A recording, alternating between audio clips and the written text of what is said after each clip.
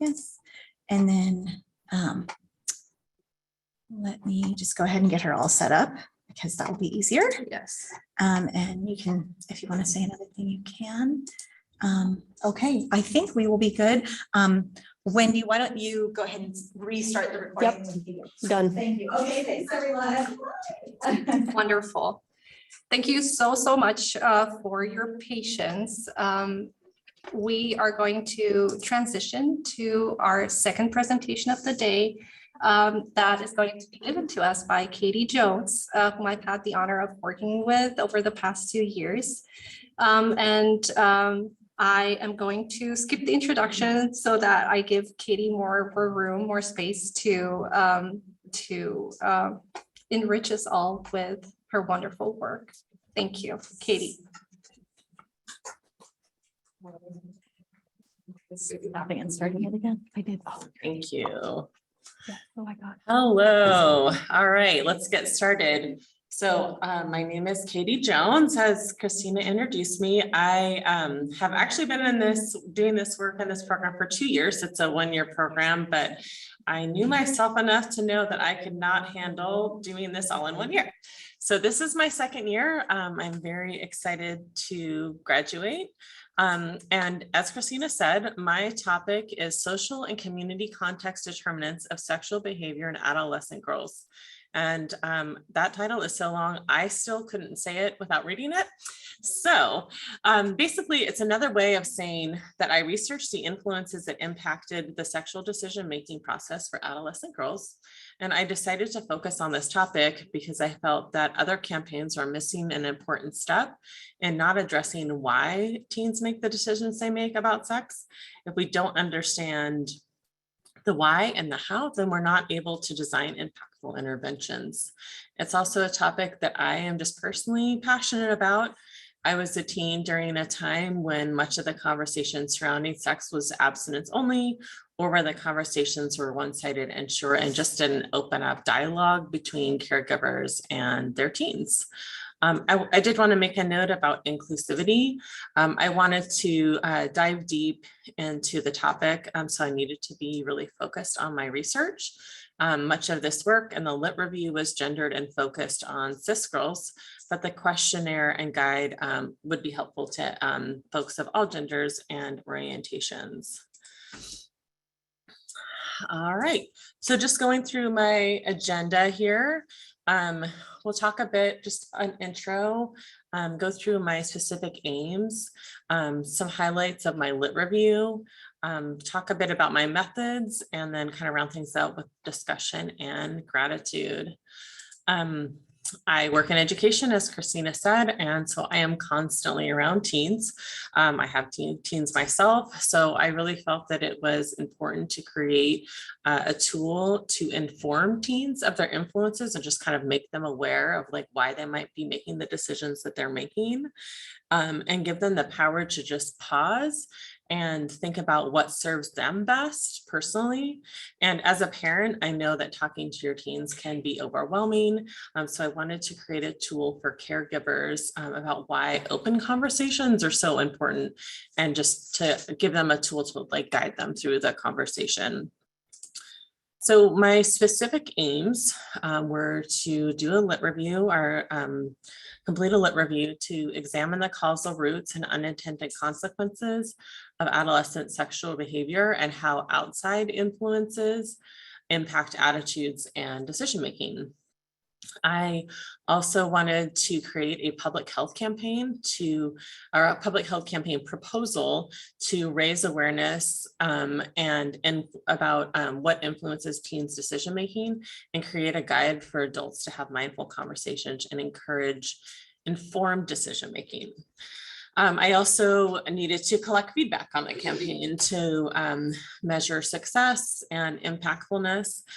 So I developed a Google Forms questionnaire and then just disseminated that survey and the campaign among my community. And then I also needed to then analyze the feedback to measure the success and suggest campaign suggestions once I received the feedback. So for my lit review, my search terms are related to the social determinants of health, adolescent sexual health, decision-making, and mental health. I primarily use PubMed and Google Scholar to do the majority of my research, but the review also included relevant articles referenced in the original publication. So sometimes I would kind of go a bit down a rabbit hole, going into all the references that were cited in the literature that I had originally discovered. So I wanted to approach this from the lens, as the title says, of the social determinants of health. The social determinants of health are basically non-medical factors that impact health outcomes. So those are education access and quality, healthcare access and quality, neighborhood and built communities, economic stability, and then of course, social and community context, which is what my project is based on. I also felt that it was important to explore adolescent health. We can't talk about or adolescent health and development. We can't talk about like teen decision-making without talking about like the incredible change that happens during adolescence. The combination of physical changes and brain development really initiates that shift in behavior that impacts relationships and has the potential to impact health behaviors. There's also an incredible development that's happening with identity development. Who am I? What do I want? What are my values?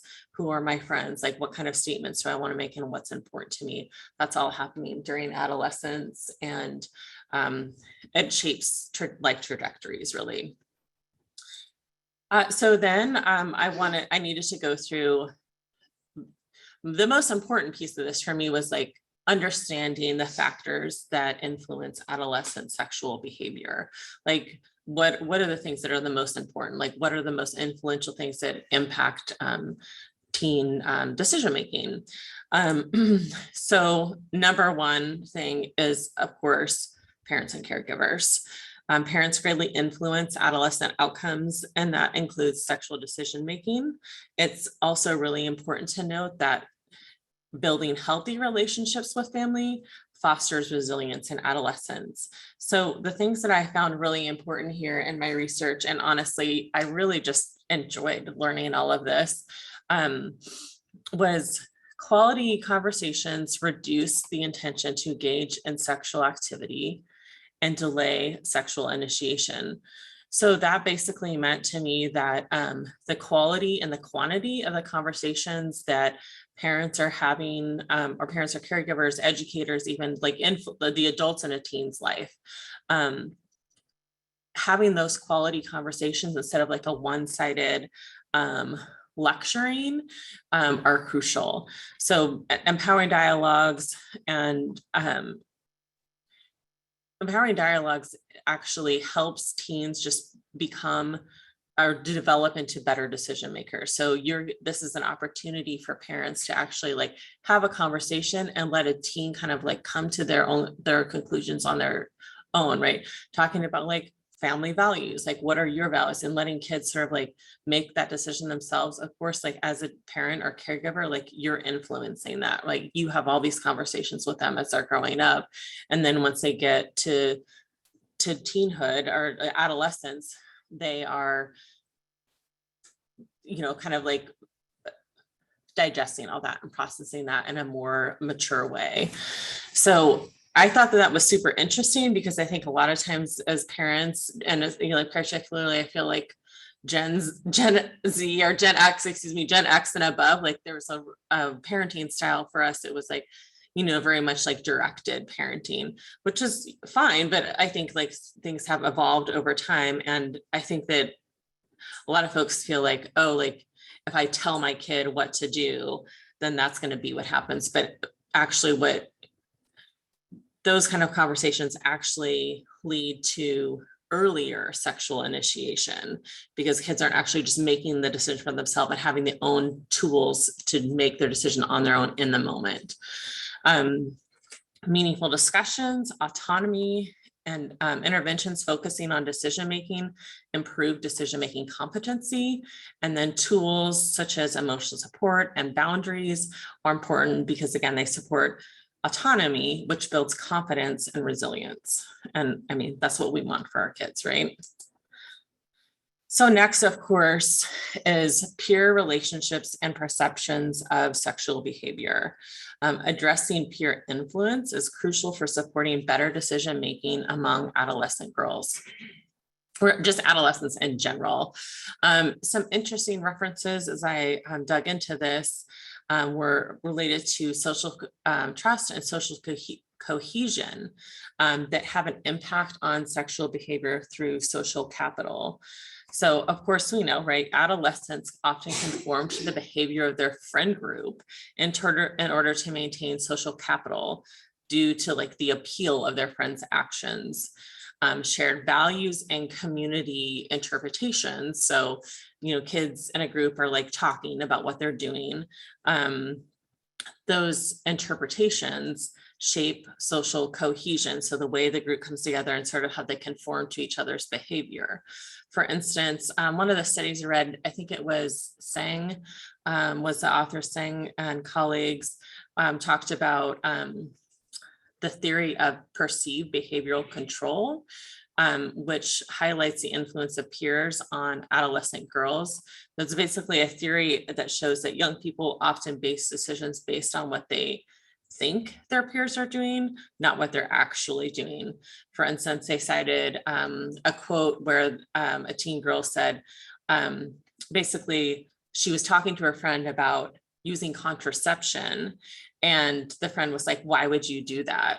Like, that's, you know, like, you don't need to be doing that. And I know that it was based, and that study was based in Tanzania, so just different social cultures. And I think that, and cultural norms, I think it was kind of like, if you're on birth control, that means you're having sex a lot, and that means like you're promiscuous. So it's just interesting to say like, oh, okay, well, this culture thinks that like these teens felt like, oh, like if you don't have sex too much, then you can't get pregnant. So we know that's not true, right? So and also it was like, it was interesting that that was also the theory of like planned behavior. So it was really just based on intention, and those kind of the theory of planned behavior and the theory of perceived behavioral control kind of go hand in hand. So the theory of planned behavior is like what you think you're going to do, and then kids are talking about, oh yeah, I'm going to do this, I'm going to do that, and then kids base their decisions on what their friends say they're doing or going to do. So really, intervention should prioritize personal well-being over peer norms. So like thinking about your own autonomy and like what's best for you, and promoting self-reflection. And public health campaigns and sex ed programs can target social networks to effectively impact the attitudes and behaviors of the entire group. So that kind of goes back to like the social determinants of health and like social and community context. Like instead of just approaching like an individual's behavior, like recognizing that like your behavior and your choices are determined by like what's around you. And then of course, is what else also influential is self-perception, self-esteem, and mental health. Adolescents and just people in general who are more like sensitive people can be more vulnerable to stress and depression related to risky behaviors like sexual activity or drug use or things like that. So it's crucial for them to carefully assess their sexual decisions, because exploring sexuality can impact self-esteem. Research indicates a link between early sexual initiation. So early sexual initiation, I think, is cited like beginning to have sex before the age of 16, and depressive episodes. And also like a young person's family, social environment creates like cultural messages about sexual experience, and that can influence the association between depression and sexual experience, because like social norms, also social norms and unequal treatment can contribute to this disparity. So society sets different standards for what's acceptable behavior for each gender. And Often these disparities can actually be further exaggerated by abstinence-only education, which perpetuates gender roles and purity myths.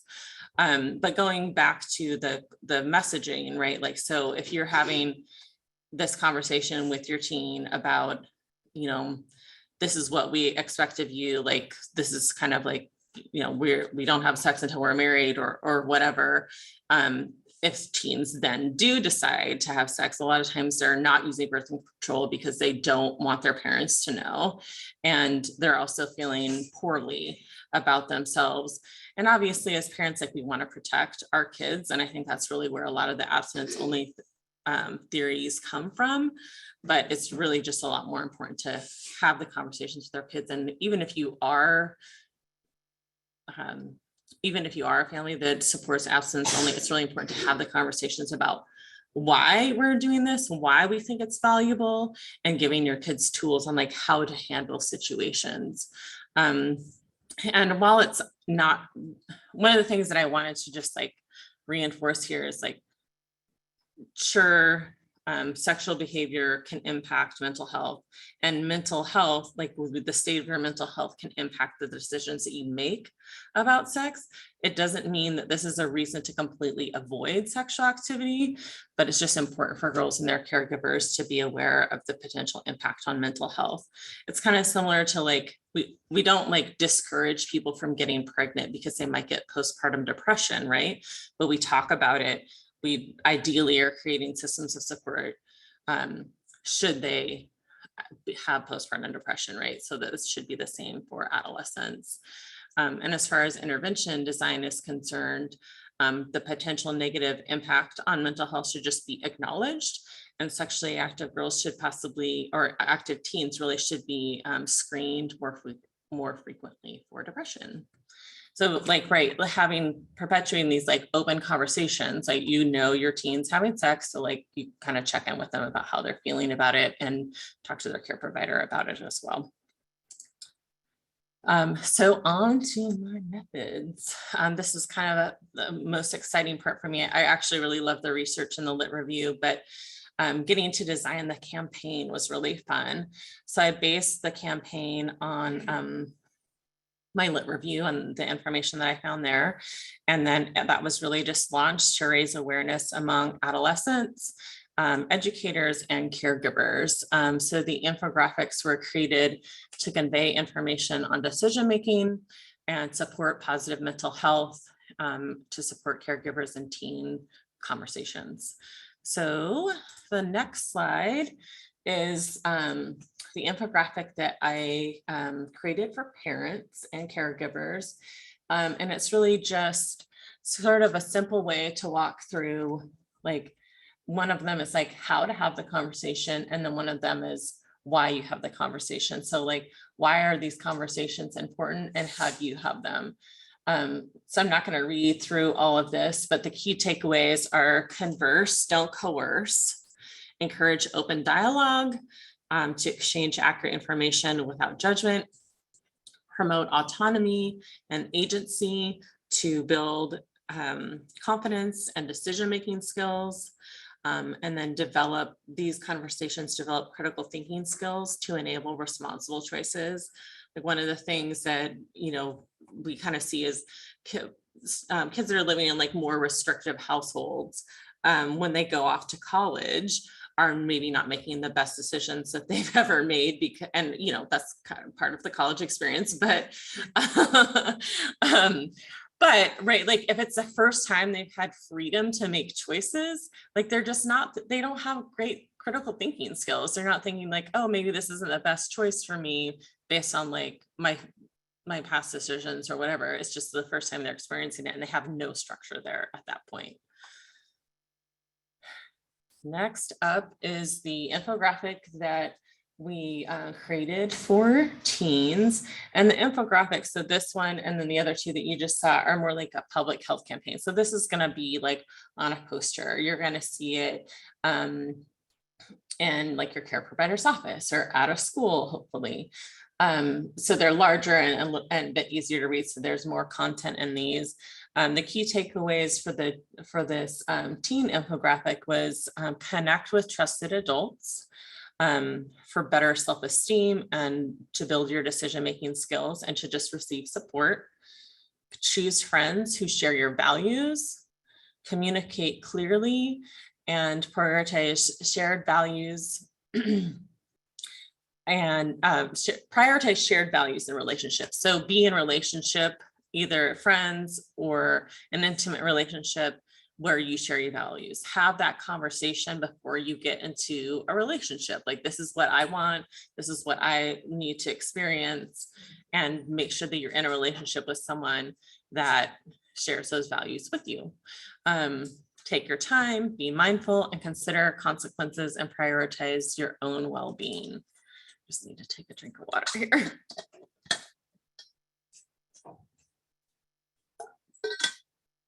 All right, so for the feedback, I developed an online survey with Christina's help using Google Forms.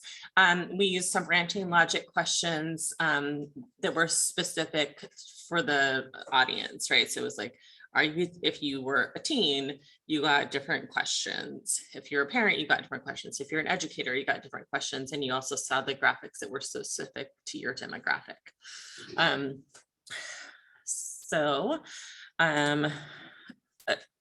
These are the actual social media graphics. So this is something that you would see pop up, hopefully from like King County Public Health, that that would show up on your feed. So these are smaller little tidbits of information that that you just kind of like look through and be able to quickly digest. The feedback on these were actually, it was really great. Caregivers found the campaign hopeful in terms of understanding the importance of parental conversations and gaining insight on how to help to have those conversations. They appreciated the emphasis on their teens' agency and autonomy, and they recommended providing a little more guidance on building trust and like really like more specific conversation examples, which those would be more on like an infographic versus a social media graphic. But obviously we designed them to be pretty eye-catching, but cover different topics in each one. Educators that viewed these also found the campaign useful and relevant. They suggested providing specific examples and making changes to graphic themes. Some people didn't love the theme, and that's great. All right. All right, so these are the social media images that were directed to teens. So kind of like a really rough or high level overview of what the infographic contained. Know your influences, understanding who you roll with matters. So who your friends are matter, and they shape like your decision making and your values. And then it's okay to share with a trusted adult.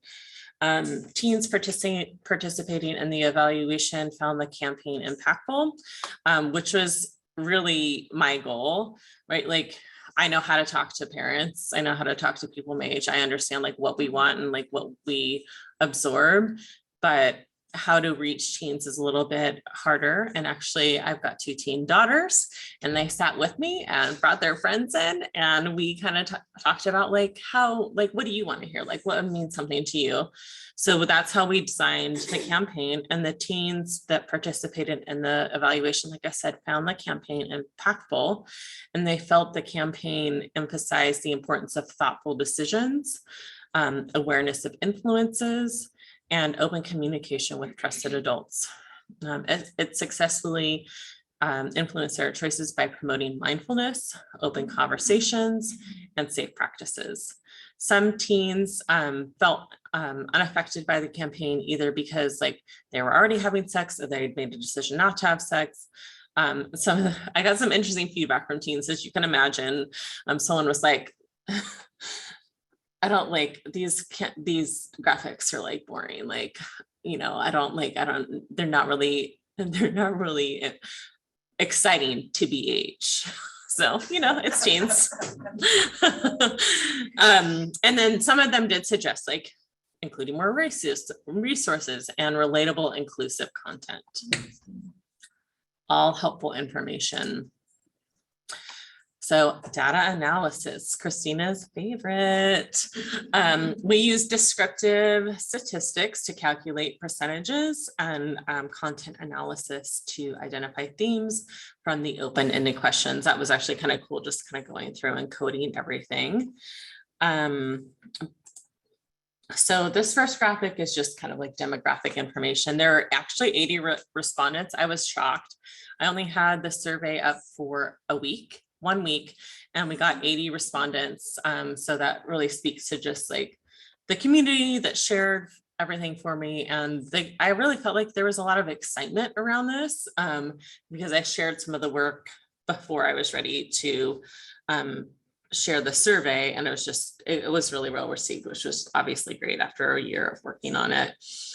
So you can see that the majority of the respondents were teens, and then we had a couple of different like older age groups that were divided up here, and then the gender of respondents, majority female, and then some male, genderqueer, and trans folks responded as well. All right, so this pie chart kind of goes over like if people thought that this campaign was helpful or not. Parents and guardians, 97.2% found that this would be a helpful campaign to support them in having conversations with their teens.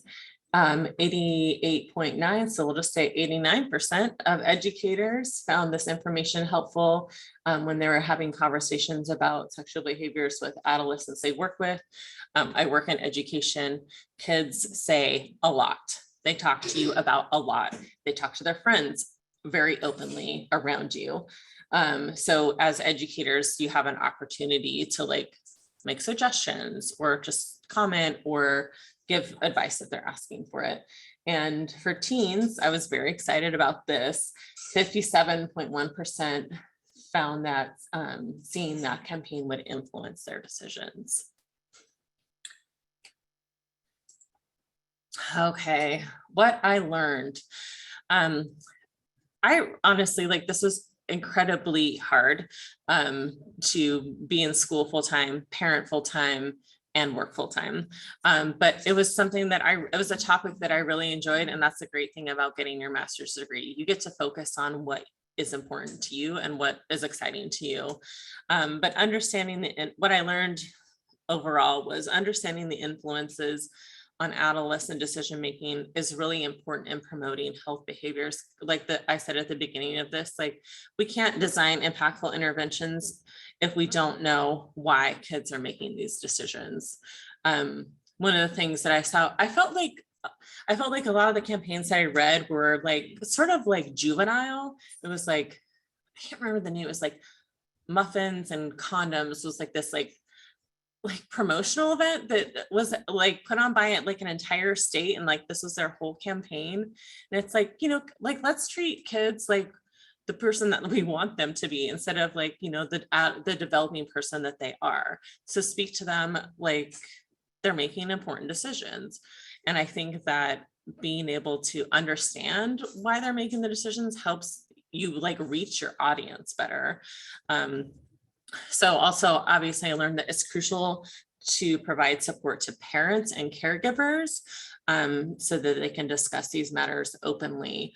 A lot of us are maybe uncomfortable with it. We don't know what to say. Some people even feel like, well, if we discuss sex, then they're going to have sex, right? Like, so that's not true, right? So kids are doing what they're doing regardless of like you actually having a conversation with them. And it's an opportunity for you to not only like have some influence over their decisions, but also help them make decisions. Teens can benefit from choosing friends with similar values to avoid negative peer pressure. Adolescent girls should be empowered to make autonomous decisions. Really, it's not just adolescent girls, that's who I researched, but adolescents should be empowered to make autonomous decisions while also considering the potential consequences. Overall, promoting health enhancing sexual behaviors requires considering influences, emotional consequences, and comprehensive sexual education. Strengths and limitations of my project. The strengths were, the survey recruitment process was efficient. It reached a large audience really quickly. The campaign was well received with high percentages of participants finding the information helpful. The lit review is quite thorough. The limitations were the project had limitations due to time constraints. I mean, I could really do an entire PhD on this and really delve into every factor and go a little further into how gender norms impact teen behavior and the history of abstinence only education. It would be interesting in my opinion.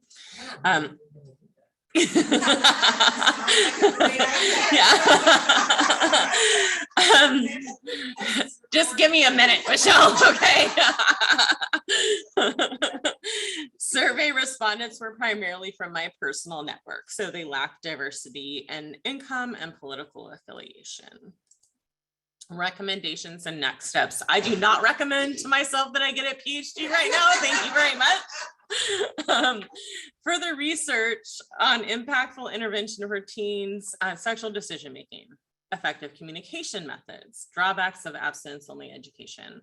I found a really interesting study, if anyone's interested, by Santelli and colleagues. There's 20 authors on that. It was about abstinence only before marriage, and it was a review of US policies and funding for sex education programs. It was fascinating.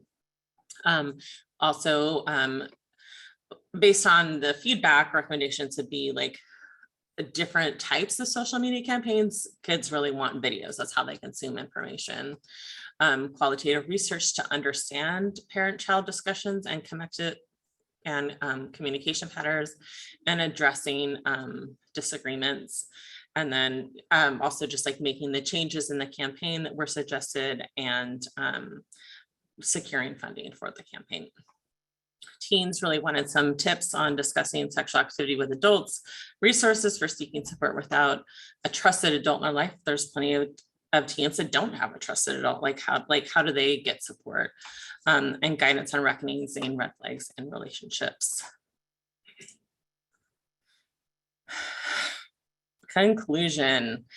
Mindful conversations play a crucial role in supporting adolescent decision-making. When we consider social and community determinants, caregivers can empower teens to navigate their sexual behavior in ways that aligns with their values. Parents and caregivers carry the large part of the responsibility of early sexual decision conversations, and they often approach this topic feeling underprepared and overwhelmed. Working on this project was a labor of love. It covers topics and concepts that are often overlooked when it comes to sex ed. And so often we focus on tangible impacts such as pregnancy and STIs. And while newer curriculum has focused on the important topic of consent, there's also a missing piece of the puzzle. The potential emotional impacts not only on the outcomes of sexual behavior decisions, but also the impact of sex ed itself. Okay, my favorite part, gratitude. I would not be here if it weren't for Michelle Sarju. When she tells you to do something, you better listen up, as you can see. Thank you for pushing me so hard to do this and to enroll in this program. It changed my life trajectory, and I am forever grateful. I appreciate your mentorship and value our friendship tremendously. Love you. Thank you to my committee, to my chair, Christina. Thank you for your enduring patience and guidance through this process. You kept me calm and centered and reassured. You put up with my petulance when I was worn out and had endless patience with me with my hate for correcting citations. You knew it. Thank you for the time and knowledge you graciously gave me. Sunita Iyer, I forgot to read who was on my committee. Sunita Iyer, Dr. Sunita Iyer, who's a longtime friend of mine, and incredible influence in the community. I will always be grateful for our friendship. We've built some amazing things together. Thank you for taking this on despite having a full schedule and for giving me your time, expertise, and knowledge. To my cohort mates, like I said, I was in the program for 2 years, so I've been in a couple cohorts. Where would I be without your camaraderie during this ridiculously rigorous and time-consuming process? Our shared experience has meant the world to me. Special gratitude to Anna Sassano for the endless Pedro Pascal reels and for keeping things equally real and also hilarious. To my parents,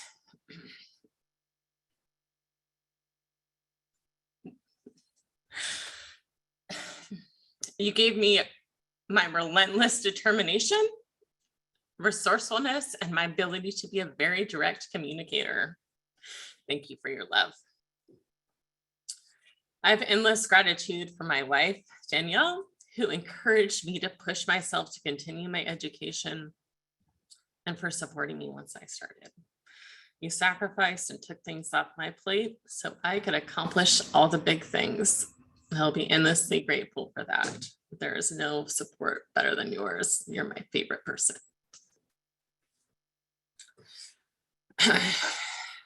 To my beautiful daughters, this is all dedicated to you. You are my inspiration. I am constantly driven by my desire to create the best life I possibly can for you and to show you how powerful you can be when you take risks and choose yourself. We have been through some deeply stressful times, and having your love and support has kept me afloat. You have been flexible when I was going to burst, coming home at crazy times, encouraging and inspiring. My daughter Mihaela is here. My daughter Kella is watching. Thank you for contributing to my project. Thank you for being amazing people. I'm grateful that I get to be your mom. I love you so very much. The end.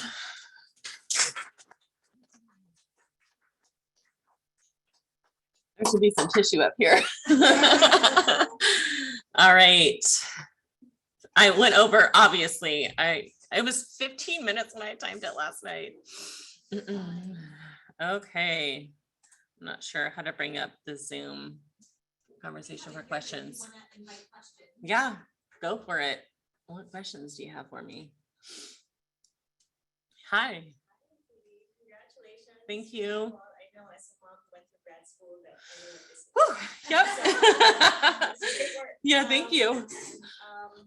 I wish I had this when I was growing up. I mean, my parents. Yeah. And I'm so grateful because now I have this for my kids. Yeah, absolutely. 13-year-old, Yeah. 8-year-old coming up. So Mhm. this is awesome. And I've also been an educator in middle school and high school. Okay. So this is like what we need Mm. in those environments. I'm wondering, for communities though, where they're not ready to make that pivot yet. What I mean is when I see this, I'm like ready to take that approach. Mhm. But there are communities, whether it be in terms of political ideology, Mhm. religion, that moral compass, right? Where this is just not talked about. Mhm. And there are parents and caregivers who are not ready to make that Yeah. talk about this Mhm. for those deep-seated reasons, right? I just can't, right? I'm not wired to do this. So Mhm. have you considered the rollout in terms of this campaign in that additional layer of how to approach communities where this is just not talked about at all? You always ask such great questions. You know, I feel like open dialogue can be had in any situation. And if it's not, sort of promoting healthy sexual behaviors, I think I mentioned, even if it is an abstinence only conversation, like just having a more broad conversation about it. Like, this is why we believe what we believe. This is like this is where like I'm coming from as a parent. This is like what I want for you as a child, as my child, like that can still be rooted in like your own values, and talking about like family values and things like that. So this campaign specifically isn't necessarily directed towards them, and it would need to be altered to reach that community. But I still think that, you know, things like converse, don't coerce, don't skimp on the conversation. And for kids, like, you know, if you're like a Muslim family, and if you come from a Muslim family and that's like part of your way of being, like, okay, like making sure that you have friends that also believe the same things you do. So you're not like kind of pulled into that conversation, thinking about like why that's important to you and like being able to like share that with other people, I think there's still an opportunity there. And that's helpful, like having that basic conversation like this, like Mhm. before going into the more complex. Right. Because a lot of us, you know, like it was just like, this is what we do. And it's because we want to like give our future spouse this like special gift. Right. And I think that creates like a lot of issues, right? Because it's like, then it's like, this is something you're giving to someone else, and it's never about you. Right. Especially for girls, right? Like this is this gift that you're giving your husband, and like, but then how do you process that once you're in a relationship and a marriage? Yeah. I don't know how to reach Zoom here, so. Okay, we're watching for it. Okay, Yeah. There aren't any questions. Okay. But we've invited them. So okay, it's the instruction. yes.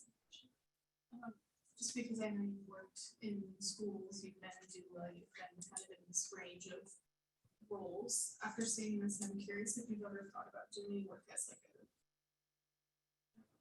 a teacher, like worked in, or someone along those lines. I just know, like for myself, I remember like my sex ed classes from high school, which was one experience. Yeah.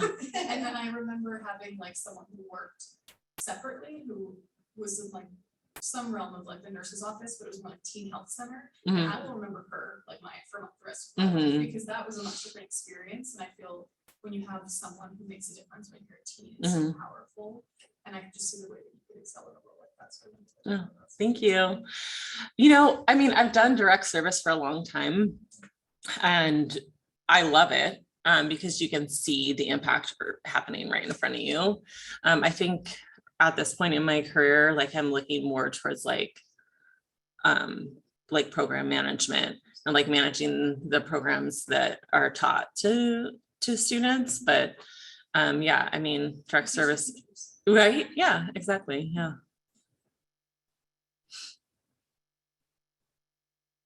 All right. Oh yeah, tickets. Yeah.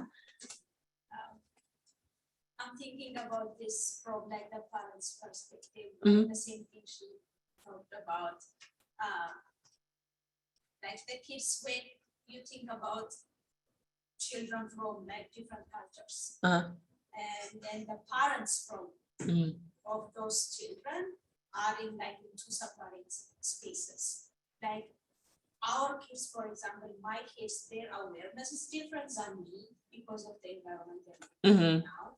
And it's more easier for the kids if you talk to them, it's more easier for them to understand what you're saying now. But for the parents, because of like I grew up in more conservative community, even so like my own parents had been more open about just experiences as I grew up because they were in healthcare professions. But for other families, that's not the same, and they don't talk about these things ever. And you would know about this either when you or if you go to college, then you will experience this for the first time. So I'd be curious, like if there is an option of giving this thing towards the families too, like just for them to be able to think about this more comfortably before they start talking to their kids. So like kind of finding a way to teach them that it's okay to talk about this, to think about this, and then to start talking about this with your kids. And that would be like kind of creating a change of attitude in the families who grew up like in a different culture, who live in here. Yeah, I mean, this could certainly be developed. The concepts could certainly be developed into a curriculum.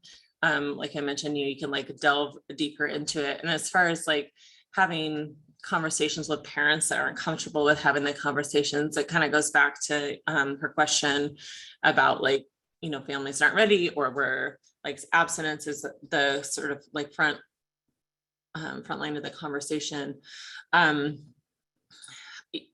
I still think that the concepts can be taught in a way that's like, that reaches families that have different values. So like I said, one of the things I found really interesting was that, that having open conversations actually delays the age of sexual initiation, because you're talking about your values, you're talking about like why it's important. Whereas a lot of times I think we think like if we don't talk about it, or if we are really restrictive and like don't allow friends over, friends from the night or whatever, then that's going to stop it. But actually it's not a preventative measure in the long term. So I think just like letting families know, like this is actually a preventative measure, this is an intervention, might be a helpful way to like frame the conversation. Yes. I just wonder if you're going to present it to the Department of Health and have them start using it. We'll see. I've got some connections. Yeah. I mean, I'd love to, right? But I don't know, like in this room, like I'm the expert on this topic. But in the Department of Health, right? Like I think that it would need to be further developed before I can approach. Yeah. You are the expert. Yeah. Thank you. Katie, on the same note of what you were just saying before, there's a mention in the chat from Nancy Anderson, who said, I really appreciate your inclusion of families who approach reproductive health for teens from a variety of points of view. It's important that we not just surround ourselves with a house of mirrors. This education is good for all families and their teens. And then Karen Hayes, the co-founder of this program with Nancy. Karen said, Katie, it's so wonderful to see you reach the MCHS finish line. This project is more than fantastic, of course. You can do nothing less. Congratulations. Oh, that's so sweet. Thank you, Karen. All right. If there's nothing, oh yeah. What's up? So first of all, I'm just incredibly proud. Thank you. I do have this habit of telling people what to do, getting them in debt. Changing their life, whatevs. Yeah. And I think this is right now, this is a side hustle for you. 'Cause you got Miss Beauty over there. Yeah. Going to college and Yeah. you know, you can't just be spending all your mom's money. Going to, trust me. But as I sat here and watched this, first of all, you're 25 plus years too late. I really wish I would have had this. Yeah. 'Cause I came up and we just don't talk about it, you know, but it won't happen. Generation. That's how kids are born. That's how kids are born. Yeah. Right, exactly. And I've had this fantasy of having a spectrum of parenting classes that actually equip parents to deal with different developmental stages. We underestimate, or not even estimate, what happens during development and how at every stage, what we do and what we say lays the foundation for the next stage. Right. And so while this may have been targeted for teens, there is so much in your presentation that is developmental. You know, a couple of people in here talked about it. The mindful conversation around our sexual health and well-being really needs to be started in kindergarten, right? Because kindergartners have a concept of their bodies and their body parts, and we talk about that. And so I think while you think this campaign is for teens, there's so much more you can do with it. Yeah. So much more. And parents are desperate. They are desperate. They can't find their way. in Right. this. And any spec, we can talk about abstinence in this, Yeah, totally. right? Like Mhm. it's completely, it's the mindful conversation. Mhm. That's what your thing was titled. Mhm. And I think as you went on in the presentation, it was more focused on the education piece, but really it's about the conversation. And Mhm. being mindful about the conversation. Mhm. And so you have something here. Thank you. And, you know, I mean, King County Public Health has the flash curriculum. I was like, how could this Yeah. fit in with that? Mhm. But I don't know what the DOH has. Right. I don't know what the Department of Health has. Yeah. I think. So I think there's a lot of potential. First of all, you need to trademark every single one of those. Yeah. Like literally, because somebody will steal that. Yeah, I know. Christina and I talked about that. That is so powerful and relevant to the times. You need to trademark every single slide, for every single graphic. And then you need to just sit down and figure out, so what can you do now to start to get this out there? Because really, it's like you took the first step to come back to school. And you wrangled and you gave me fits and stuff. I sure did. And look where you are. Yeah. Like you have proven to yourself and everybody around you what you can do. And your potential has only just been touched. You haven't even, you're like maybe here. You're not even here. Yeah. Thank you. So what is that next step? I mean, maybe it is a PhD. I can totally see that. I've got about $30,000 to pay off, and I've got a kid going to college, so we'll wait on that. I just need to make some money now. Yeah. Yeah. You can't be paying for that. Yeah. It's just not worth it. Yeah, I mean, you know what my next step what I want to be doing next. And yeah, sure, there's definitely a side hustle in this. And I also feel like there's the potential to impact already, like programs that already exist, you know?